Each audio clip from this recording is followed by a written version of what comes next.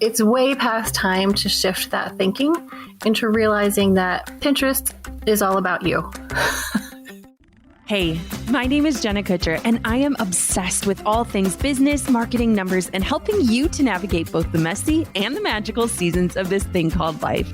I'm a small town mama who took a $300 camera, grew a successful photo biz, and now I work from home and run a 7-figure online business. I teach you the tried and true secrets to building a career you adore. Shy away from the real talk? No way. Money, hardship, growth, loss, and marketing are all topics we discuss here. Think of this as your one-stop shop for happy hour with a gal pal mixed with business school. Pull up a seat, make sure you're cozy, and get ready to be challenged and encouraged while you learn. This is the Goal Digger Podcast. With social media, there's one constant that we can count on: change. From the features to the algorithms to every hidden little detail in between, doesn't it seem like just as we've got it all figured out, the powers that be, they switch it up again? Instead of seeing it as a setback, I get kind of excited when something gets updated on social media platforms. It's like this new challenge to take on, and my team gets to work breaking down new strategies to share with you so that you can get on top of the changes faster. The most recent change we've been navigating: Pinterest. If you haven't heard, a lot has changed on Pinterest, and the changes were actually pretty drastic. But once we figured out a new way to work on the platform, we hit a massive milestone goal that we've been chasing after for a really long time: 1 million monthly viewers. And that number quickly grew to 2 million monthly viewers, and we're now approaching 3 million. A few months ago, we received embargoed information from Pinterest in partnership with Tailwind that stated that the way the Pinterest algorithm called the smart feed was going to prioritize and distribute content, and that was changing. And we've been in contact with them behind the scenes, working through the changes, and have been testing strategies over the last several weeks to be able to share them with you. The good news? We've seen incredible growth in our stats, and my team has been busy working on a completely revamped and updated course that students of the Pinterest Lab now will have in their hands for free too. I want to back up for a second though, in case you're thinking, but wait, how do I know if Pinterest will help my business at all? Like, I'm not even sure if it's a platform I should be on. Here are a few reasons I think you should be using Pinterest for your business. Number one, it's where your target audience is hanging out. Tell me, does this demographic sound similar to the one that you're out there trying to target? According to the latest stats, Pinterest users are majority female, mothers ages 25 to 44 with an average household income of $100,000 plus. Yep, that's my girl. People on Pinterest statistically spend more money because they are exposed to more things, more resources, more products, and thus they are sold to more and are more on top of shopping and open to buy. Number two, Pinterest isn't social media. It's a search engine. Wait, what? Like, we're all over here trying to get Instagram followers and likes and comments, but Pinterest doesn't actually operate that way. When people hop onto Pinterest, they're typing in questions and topics and seeking out pins that fulfill their requests. Like, think about it. You can't go onto Instagram and type in recipes with a pineapple, but you can on Pinterest. When you start to approach it with this mentality, it becomes a lot clearer. A lot of entrepreneurs are already using SEO or search engine optimization, so Pinterest works in a similar way, using things like keywords and descriptions to help people find your pins and then click through to your website. Think about how people currently use Google. They'll search for a pain point or something specific that they're looking for. Now think of how the user engages with Pinterest. It's more of a discovery form of purchasing. People on Pinterest are not necessarily there looking for a specific product. They're often there to be inspired. They're browsing, collecting, and discovering new things, new products, new services that they're interested in investing in. A future customer may not have known to search in Google for you, but after being inspired on Pinterest, they could have landed on your account and have now decided that they need to follow you or purchase from you. Number three, Pinterest makes it easy to go viral. Get this, over 80% of pins are repins. Think about that for a minute. Pins have this opportunity to go on autopilot because a lot of times people are passively browsing through their feed and simply repinning things they see and therefore are spreading the word about your business for you. Free automated advertising with little to no effort on your part? Like, yes, please sign me up. Every time someone pins your pin, they're exposing your pin to all of their followers as well. So your opportunity to reach people goes way up by bringing your products and images into the platform. Plus, most people are focusing on Facebook Facebook and Instagram. There's a huge opportunity here to be a front runner in your industry on this search engine disguised as a social platform. Though Pinterest has been around for a while, I don't believe businesses are really digging into using this site strategically, and the time to be an early adopter is right now. You don't want to have to play catch up later. Number 4, your content has a longer shelf life. Pinterest also has a longer shelf life than other social media accounts because remember, Pinterest is a search engine, not social media. I have pins to point to blog posts from over 3 years ago that are still driving traffic to those pages. Tell me if your Instagram or Facebook posts for you work from 3 years ago. Are they still working? Probably not. Also, sites like Instagram and Facebook work hard to keep people on their apps, where Pinterest works hard to generate the right content for people to inspire them to click through on the pin and off the app onto our sites as content creators. This is huge because we will all be better able to convert these people to paying customers once they are off the app and into our own territory that we can control. So now that you know why I think this is such an important place to be spending our time and energy on in our business, let me go over a quick download of what's been working and what our course dives deep into. Again, Pinterest is prioritizing fresh content over anything else, and there is a strong emphasis on fresh content for the platform, and the algorithm has already started to prioritize newly added content and will ramp up even more in the future. The first question you might have is, what is fresh content? Fresh content's new graphics, that counts as fresh pins, and these can still link to past posts and be counted as new content. As long as the image is new, it will count as fresh content and will be given priority in Pinterest feeds. So what does this mean for your strategy? Repinning and repurposing the same pins across multiple boards is no longer needed or necessary. Pinterest still wants us to pin a pin to all relevant boards on our account, but it would be better to create a new graphic for the pin for each board versus pinning the same exact pin scheduled on multiple boards. Now, I understand this might be more work than just simply repinning the same pins over and over again or looping them if you've taken my advice on automation. However, it allows us instead to refocus on bringing in high quality content and looking for new ways to serve our audience versus spending time repinning past content of yours or other people's. So in my opinion, this is actually good news, and it's exactly where our focus should be. And inside of the Pinterest Lab, my paid program, I guide you through the best ways to accomplish this in order to see growth for your account. To get started today, spend less time curating content and more time creating it. It's still okay to pin some pins that are simply going to be interesting to your audience, but the main message here is tuning into your followers and what content they are asking for from us and finding new ways to serve them through creation. Your success on Pinterest will hinge on these 4 things, and these are the exact modules I outline inside of the Pinterest Lab. Knowing your target audience and speaking to them intimately, creating fresh content and consistently repinning new graphics, converting your Pinterest audience somewhere else online, and analyzing and tweaking your strategy.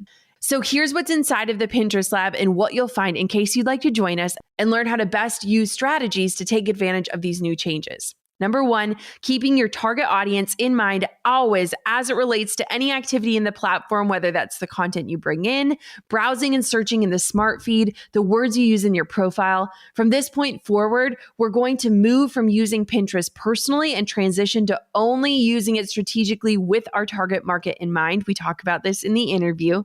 Inside of Module 1, I'll walk you through identifying who we are pinning for, conducting a keyword research study that will drive the boards you create, the words you use in your profile, and how to write captions, plus setting up your profile to stand out amongst the crowd and be a good first impression when people land on your page. Number 2, consistency. If there's one thing you can do to boost your success, it is to create a plan and stick to it. Consistently bringing in fresh content and pinning regularly is going to be one of the biggest keys to success. Inside of Module 2, I'll show you my content creation secrets, give you inspiration for what to write for your audience, and share how to automate your pinning to step up your game for success. Number 3, converting your audience. Pinterest should not be the end game. Instead, it's simply a search engine on a platform where your target audience is hanging out. It's going to be a place where we can find and connect with our people, but then I want for you to invite them off of the app and into a place that we have more control over. So inside of Module 3, I'll walk you through step by step exactly how to do this. And lastly, number 4, analyzing and tweaking your strategy. Once you've been pinning for a month or so, you're going to obtain a lot of data in regards to what people are responding to as it relates to the content you're creating. In Module 4, I'm going to walk you through what key numbers to tune into, where to find them, and how to adjust your strategy to boost your results in the future. So if you are interested in learning more about what we've created, head to thepinterestlab.com. That's thepinterestlab.com.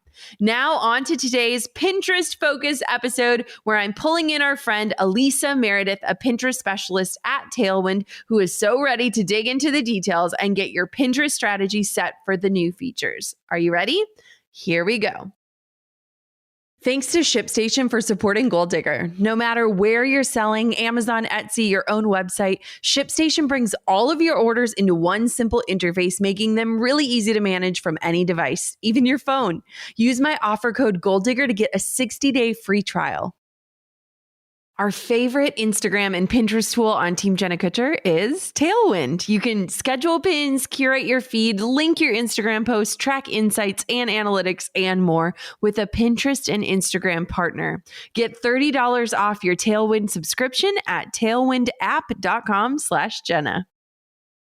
All right, Alisa, I am so excited to have you on the show to talk about one of my favorite platforms and topics, Pinterest. So welcome to the Goal Digger podcast. I'm thrilled to be here, Jenna. Thank you so much.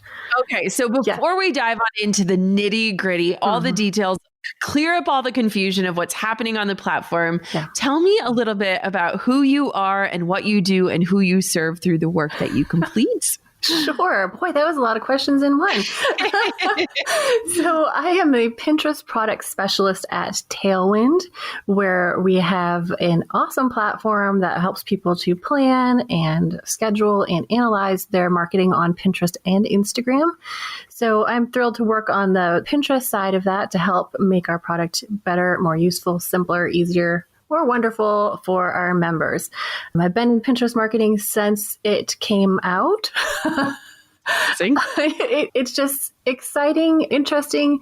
It can be beautiful. It can have a lot to do with psychology, SEO. There's just so much to it that I have yet to get bored. You know, it's so funny. There's like a line in the sand in my life where I often say, like, I got married in 2011. Pinterest wasn't even a thing. And it's like this marker of like, okay, Pinterest has changed a lot for us as creators, for us as consumers. I mean, it's just an incredible platform. And I believe that it is one of the most underutilized platforms for business owners to be marketing. Yeah, you're absolutely right. Every year when those surveys come out about which platforms are you using to market your business, Pinterest seems to slip further and further down that list, which usually when we hear that report, I'm with my friend Kate at Simple Pin Media, and we look at each other, roll our eyes and think, oh, more for me, I guess. Yes, we've got to shift that. Yes. So let's talk about, because a lot has been changing on Pinterest, and we've been working head down over the last few months behind the scenes on updating our program, the Pinterest Lab, to get the most up-to-date info for our students. But from someone in the know, can you run through the recent changes and kind of give us an overview of what's new on Pinterest for anyone who hasn't heard? Absolutely. So if you want to give it a name, we could call it a fresh pins transition. So what it means is that Pinterest was analyzing the activity in home feed, search, and other places, and noticed that pinners were really reacting very strongly with new content, right? So content that was just shared to Pinterest, hadn't been recirculated for eons and eons. So they've decided that with that in mind, and to create a better user experience, they're going to start to incorporate more and more of that fresh content into the algorithm. So the search results will start to favor that fresh content more than just the relevancy of it. Okay. So what does that mean for content creators? Because I think that's been our biggest shift is we've just been shifting the way that we've been showing up on that platform and seeing crazy results from simple tweaks. So what does that change mean for people that are busy creating content? So it means that we need to spend more time creating rather than curating. So in the past, you're probably very familiar with those 80-20 rules or 20-80 rules where it's, well, how much of other people's content should I share versus my own? And people saying, well, you don't want to be spammy because you don't want people to look at your account and see that you're only sharing your own stuff. It's way past time to shift that thinking into realizing that Pinterest is all about you. So as a user, Pinterest, it's all about you. It's all about me, right? As a creator, it needs to be the same way. So the priority needs to go to your own content.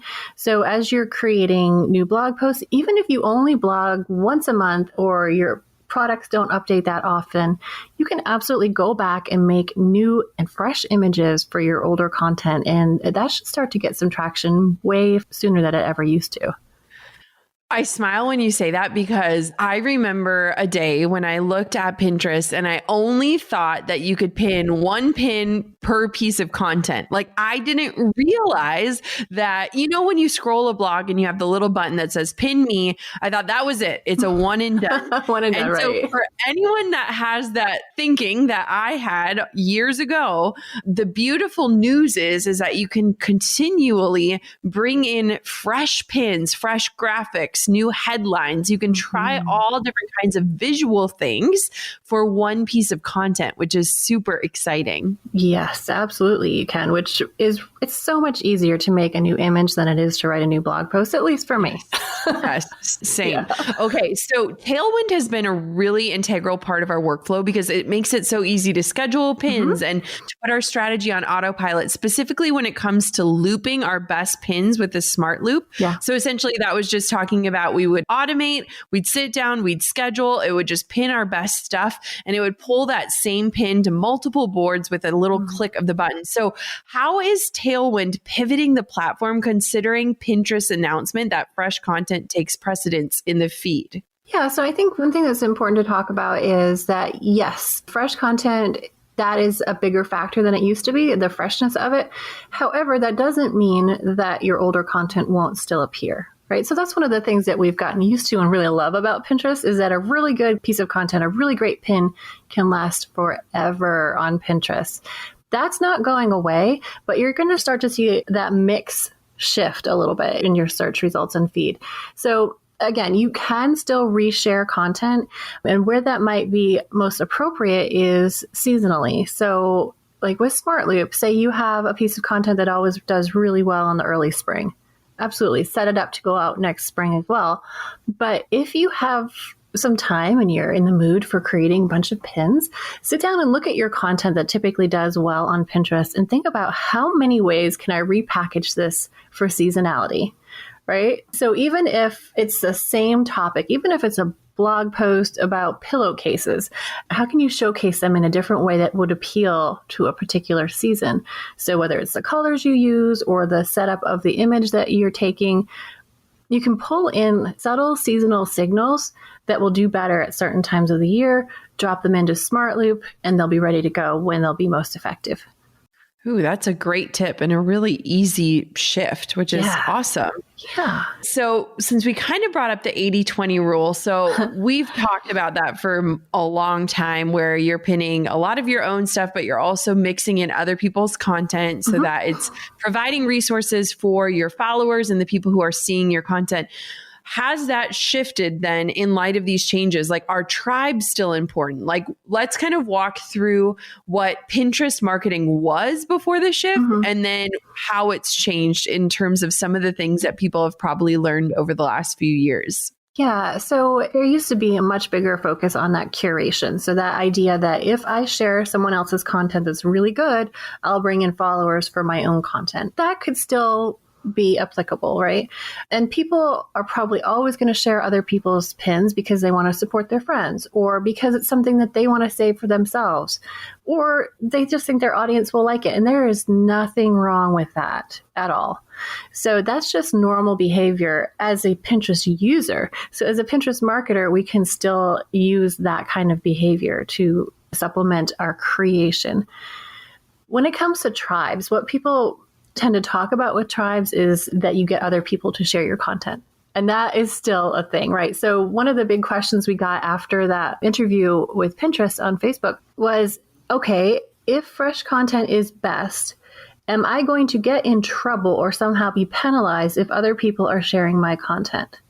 And the answer is absolutely not. You want other people to share your content because that gives Pinterest a signal that, hey, this is great content. You should probably distribute it more. What about group boards? Same thing? No. So a while back, Pinterest, it came out and said, hey, look, marketers, we built group boards for actual collaboration. So for planning a group trip, or for helping a friend choose a hairstyle, or like real life, real human interaction. Group boards, as you know, became a place where people would just dump their content and leave. Yes. So Pinterest got wise to marketers breaking things as usual, and they said, you can still use these, but we're going to cut down the distribution of it. So previously, adding your pin to a group board could really help your distribution because anyone following anyone else in that group board, and those group boards could be huge, might see your pin in their feed. But now it's really more limited to just the people in that actual group. Okay, so don't use it for distribution. Good to know. Isn't it funny? I feel like a lot of times we like find these little loopholes through the platform and then they're like slapping on the wrist and they're like, no, not the intent. Let's course correct. And then we have to keep learning. And, you know, as you're saying all of this, I'm just smiling to myself because with marketing and with business, like we constantly have to be growing and evolving, especially on the platforms that we don't own and cannot control. And so it's just making me smile because the whole process of being an entrepreneur is really evolving constantly. Oh, yeah. And so this is exactly what we're learning, right? Yeah, absolutely. And it's fun to think about, okay, yes, maybe we found some little tricks. Well, they don't work anymore. So here's the thing to really consider. Pinterest wants fresh content because that's what the users want. If Pinterest can give users what they want, they will keep coming back, which is not only good for Pinterest, it's also good for content creators. So we're really, really all in this together. If we can build that fresh, wonderful, inspiring platform that Pinterest is and that we want it to be even more so, that's good for everyone. So if we can just like stop trying to game things and, and do what's best for everybody, it really is the best way to go. I love that. And thank you for making that point, because a lot of times when we see things shift or algorithms change or just the way best practices change, we often get angry, but we don't realize that it's for the benefit of everyone. And I think when we start to see, like, it doesn't matter if you have a high number of views, if those views aren't converting or doing anything great for you, when we start to look at the full big picture where the goal is to genuinely connect with people and provide resources, it totally shifts the mindset. Because I know a lot of people, a lot of students can get angry if something changes and they're like, they're out to get us. No, they're actually out to help us. We just have to be willing to change. And so one of the biggest questions that I have for you and that my team has discussed is we've personally seen our numbers skyrocket. Like we hit goals that we had set and forecasted like years from now. And it's because as a brand, we produce so much new content and therefore we have so many new fresh pins to bring into the platform every day. But what can someone do who maybe doesn't have like this whole library of content, or maybe they only blog every so often? How can they still see success with this shift and with this new strategy? Yeah, so it's going to come down to creating more images. Okay. Because again, an image is so much faster to create than a whole blog post or creating a new product, obviously. So that's what I would suggest. To shift your time. Maybe you're not curating 100 pins a day anymore. You can spend some time instead making new pins. Okay. Can I offer how we do this as part of our Please. strategy? Oh my goodness. Yeah. Okay, so we love Canva. Yep. This is not a plug for the platform, but it's an amazing platform that already has a ton of pin templates on it. And so we created just a template for my team. And every single time we drop a new podcast or a new blog post or create a new freebie or opt-in or just a resource, anyone on my team can jump in and do that. But it's amazing because I feel like Canva gives you the tools to create well-optimized pins. We think that there is a template that you should be following that will convert better or that will get more eyeballs on it. And so a lot of times people, I feel like they have that complaint, like, I'm not a graphic designer. I don't have enough money to hire a graphic designer. Yes. There are so many amazing ways that you can create templates that you can so easily be creating every single week. Like it should be a to-do list on your weekly to-dos of create 5 new pins to drop into Pinterest. And that shouldn't actually take you all that much time. Do you agree? Oh, I could not agree more. Yeah. In fact, we have what we call our Pinterest toolkit that I update every month with new templates for Canva. Because I love Canva too. Oh, I love Canva. It makes me feel like an excellent designer. Yes. Like I am capable. Exactly. Yeah, I feel the same way. And I really went through all the Pinterest creative best practices and like built them into the templates because people aren't sure what's going to work or what looks good. So you've got to have somewhere to start. And that's a great place to start.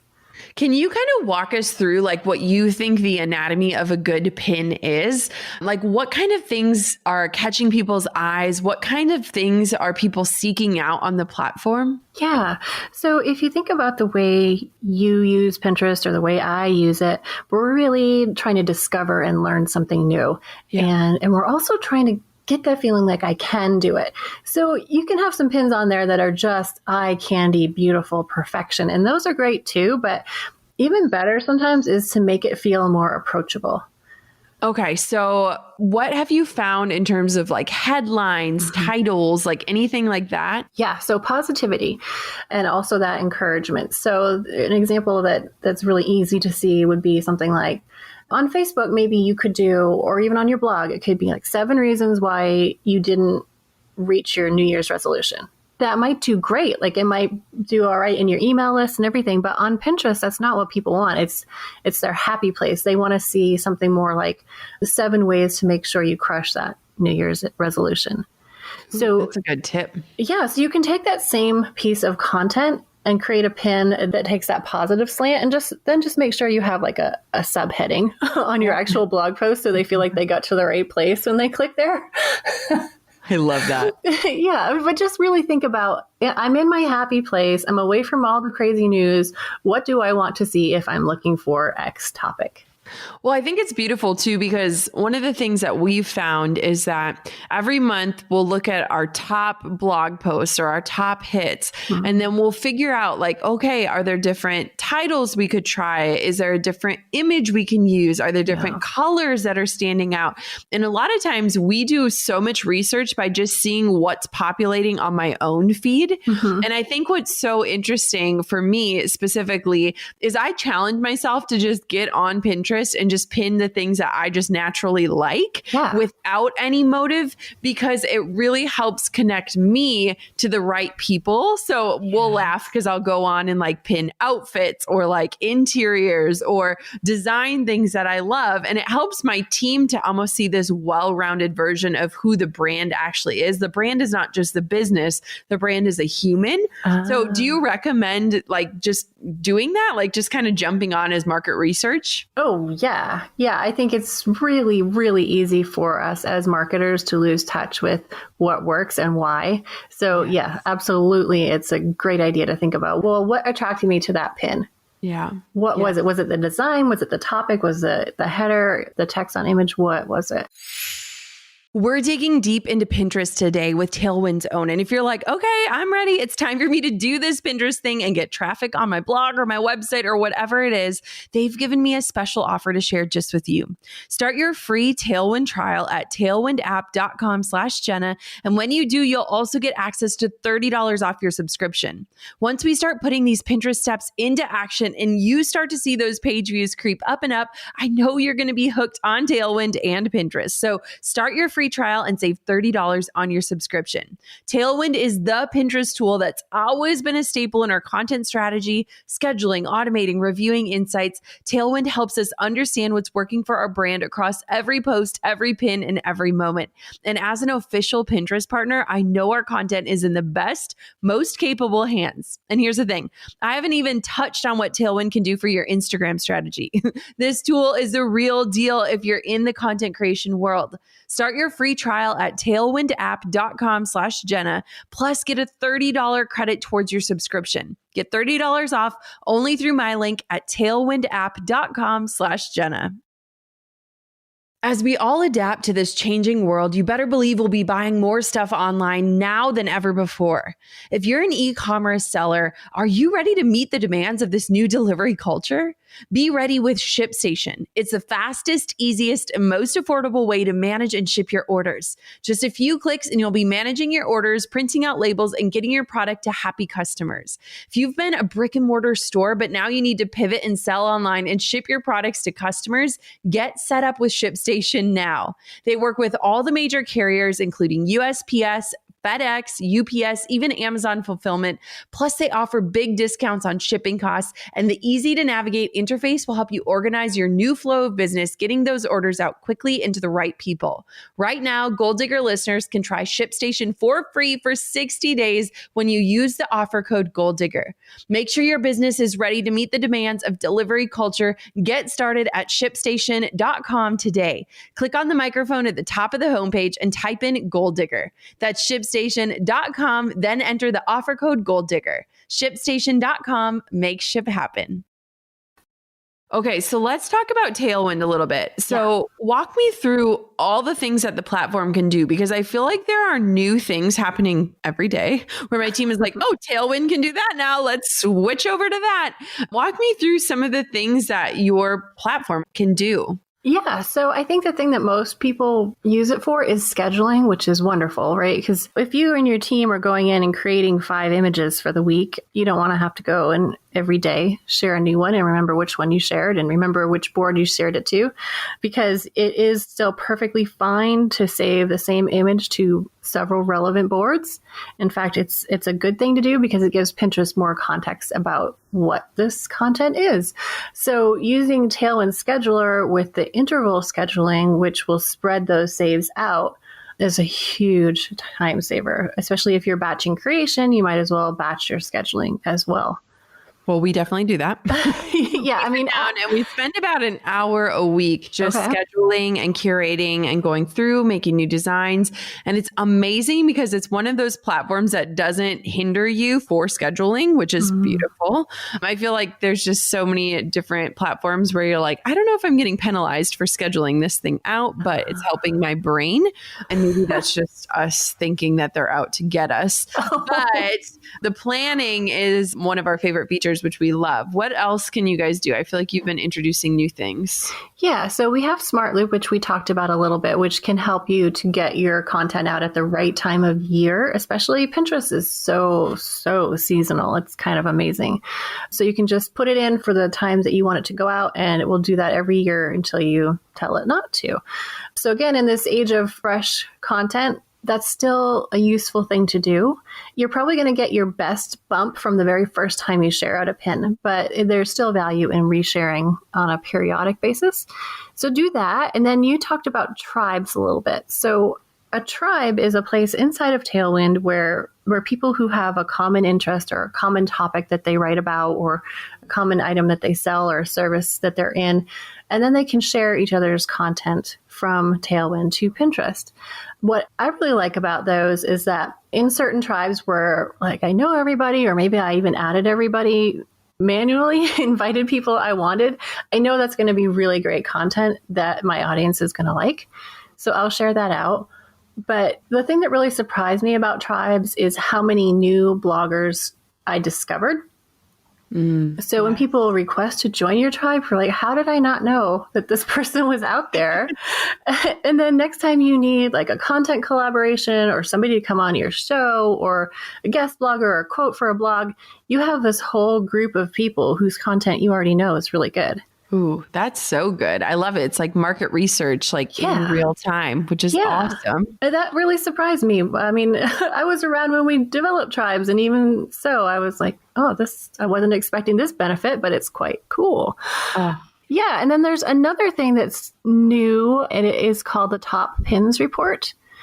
So if you want to see like what is getting the most clicks on your content, it's in Monitor Your Domain, and you can look at just pins from your blog and like who pinned it. So I can see who pinned my top pin here. Awesome. Yeah. And I can see more details like when it was pinned, what link it goes to, how many impressions, close-ups, saves, clicks, save rate, click rate. It's kind of crazy. I feel like information is power when it comes to marketing. It totally is. Yeah. And then this little thing I really love. So you can switch over to Pinned by Me. So to me, one of the biggest reasons why you want to share other people's content is so you can get more information on what's working. So if I share someone else's content on my topic, I see it as an opportunity to kind of get inside of their analytics a little bit and figure out, all right, what topics are they covering that maybe I should consider? Or what design styles and trends am I seeing that other people are using that are working, but I'm not using them? Ooh, this is good. I feel like we're being detectives right now, and I love it. This is the nerdy stuff that I love.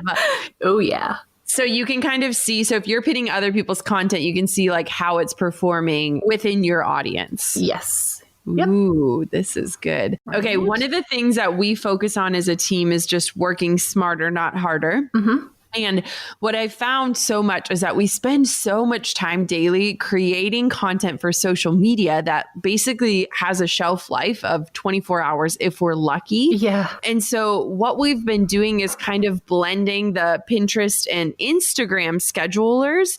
And so some of my Instagram posts have become top performing pins, basically just sharing my Instagram post onto Pinterest as a platform. And it's allowed me to take this new cold audience from Pinterest over to Instagram, where I can kind of invite them into my life to connect in a more personal way. Yeah. So can you talk me through any ways businesses can take advantage of strategies like this, and how to integrate, say, two platforms that you're already on, but you might not be utilizing to the fullest extent?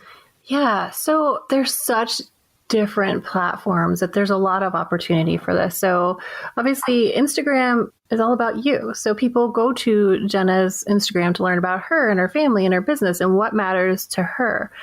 And on Pinterest, they're really in it for themselves, which is fine too. But you have to kind of cross that bridge somehow. So Pinterest itself is really fantastic for awareness. So what you're able to do on Pinterest is to reach people who are very open-minded and often in a really early stage of discovery. So they may not be searching for you specifically, Jenna, but they may be searching for what you can do for them. And so then they get that kind of awareness on Pinterest. They might follow you, they might read some of your content, and then when they see that they can go over from there to Instagram, that's when that personal connection really happens. So if you can harness that awareness plus bring them in for the personal connection, that's where the magic really happens. What's so amazing is it challenges us to think about the different platforms and the different audiences we're serving. And I think a lot of times brands create with this one ideal client in mind. Like you've heard of like the ideal client avatar exercise. Right. Like I just don't subscribe to that. Personally, it doesn't resonate with me. It doesn't help me create.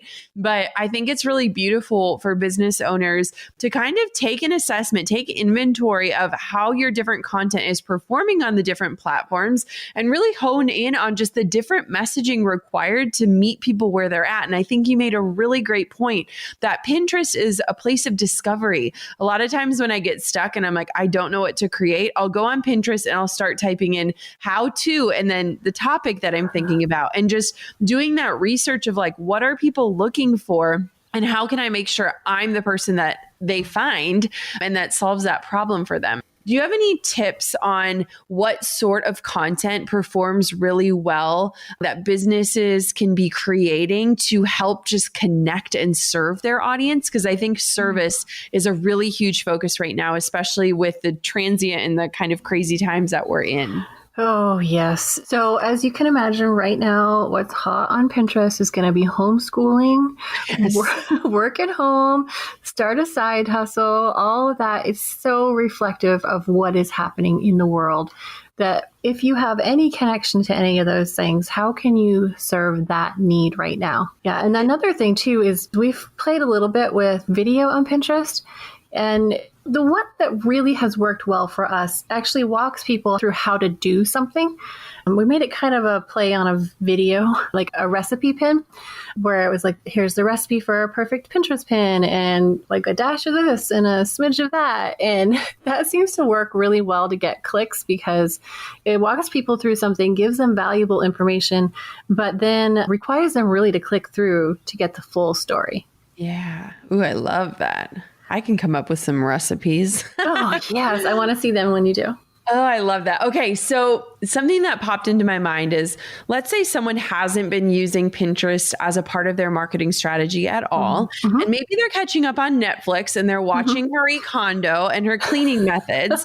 What can someone do to Marie Kondo their Pinterest to get it ready to be an effective way to support their business? Okay. Well, I'm going to use myself as a very bad example. Please do. Okay. So when I first started on Pinterest, it was all personal because I was just messing around trying to figure out how could this work for marketing. So I saved whatever I wanted to. And doing that, I gathered a certain kind of follower who was interested in a certain kind of material. And then I thought, nope, I got to get down to business here. And I flipped my focus to marketing. And then I attracted a different kind of follower there who's interested in marketing. And I probably really annoyed my first set of followers. And then I thought, you know what? I'm seeing other people who are combining business and pleasure. So I'm going to do that too. And again, messing up who is following me. So thinking about who you're attracting with your current pinning habits. Are you attracting the kind of people who are going to be excited for your next piece of content? Or people who are going to be like, oh, come on, Jenna, I was really hoping for just another keto bread recipe. You know? Right? And they don't care about this thing that you poured your heart and soul into for days, meaning that your followers aren't engaging, meaning that Pinterest is taking that as a signal that your content is not engaging, and therefore they just don't distribute it as much. So I made a complete mess in switching around like that, messing around. So learn from me and try to focus on only pinning material that's going to appeal to the people who are going to be interested in your important stuff as well. So you can take... so good. Well, I mean, I took one for the team on that one. Thank you, Alisa, for helping us all not make the same mistake. If that makes people feel worried where they're like, oh my gosh, am I confusing people? How do you kind of figure out what categories to be pinning or what makes the most sense when you think about this person that you are trying to reach? Mm-hmm. Well, I would say, first of all, one of the changes that I personally made was to set all my personal interest boards to secret. Yeah. And then that way I can still pin to those because I don't want 2 different accounts. That's just too much work. But I do still want to pin crazy stuff like hair stuff and trip stuff that I don't want to bring in the wrong kind of followers. So you just have to think about the whole person. So are there people who are following me for hair tips who might also be super excited about Pinterest? It's possible, but the overlap, like you cannot guarantee that. Yeah. So just think about what is kind of adjacent to your content, and you can branch out. Just think about like what people are like. Yeah. But the further away you get, the more risk you have really of attracting people who are not going to be excited about your content. And again, I don't think we can say this enough, but it really is about you on Pinterest. Yeah. Tell me more. All about me. It's all about you. Okay, my final question is this. For someone who just doesn't understand or see the value, or they're just not certain that Pinterest can be a place that drives results for their business, make your claim. Let's go. Oh boy, yeah. So a couple years ago, I was crossing the street at Social Media Marketing World with a guy, and I told him what I was talking about, and he said, oh, yeah, okay, but like Pinterest can never work for me. And I said, oh, really? What industry are you in? And I'm expecting like steel grommets or something. And he's like, I'm in the travel industry. I have a million travel boards. So try to have an open mind about it. Like if we're in any kind of business that makes people's lives better in any way, you can put a spin on that will inspire people on Pinterest to follow you, to click through to your site, to join your email list. It's incredibly powerful for getting people onto your email list. So, I mean, give it a try because you're going to get more from Pinterest traffic than just about anywhere else. Well, I have to say my 61-year-old father, who was a paper mill worker, loves Pinterest. And so if my dad is on Pinterest, a man who didn't even know you could make a board and save a pin, then I'm pretty sure your ideal client is hanging out on the platform. And Pinterest alone is responsible for over 25,000 unique visitors to our website each month. So it is the number one traffic driver. And one of the biggest things that we always teach about and share about is it's not just about numbers. It's not just about views and it's not just about traffic, but it's that plan that you have to capture that traffic and to serve them well and to take that a step further like we talked about. And so we are huge lovers of Pinterest. We are celebrating these changes because they really well work in our favor in just helping us connect with and serve people better. And we're really excited. So Alisa, thank you so much. Oh, thank you. But I have a final question if I'm allowed. What is your dad pinning about? He loves to look at garage organization and he also likes to look for food. So it's so funny. He actually saw me on Pinterest in an Aerie ad in my swimsuit and he was like, Jenna, I saw you in your underwear on Pinterest. Oops. Can we not? And I was like, Dad, you're on Pinterest? Wait, what? And so we had a good chuckle, but he loves Pinterest for all the things and it's super, super sweet. So I don't think he's repinning my content, which we'll work on at some point. Yes, I think there is an obligation, kind of unwritten rule there that he must. Right. But it is such an incredible platform. And we always just say we feel like it's the most underutilized platform from entrepreneurs. And I think the most beautiful part of it is if you look at all of the amount of time you're spending on content and creating things that are basically living and dying with one post, the longevity of the platform is such a beautiful feature that needs to be shouted out from the rooftops. Absolutely.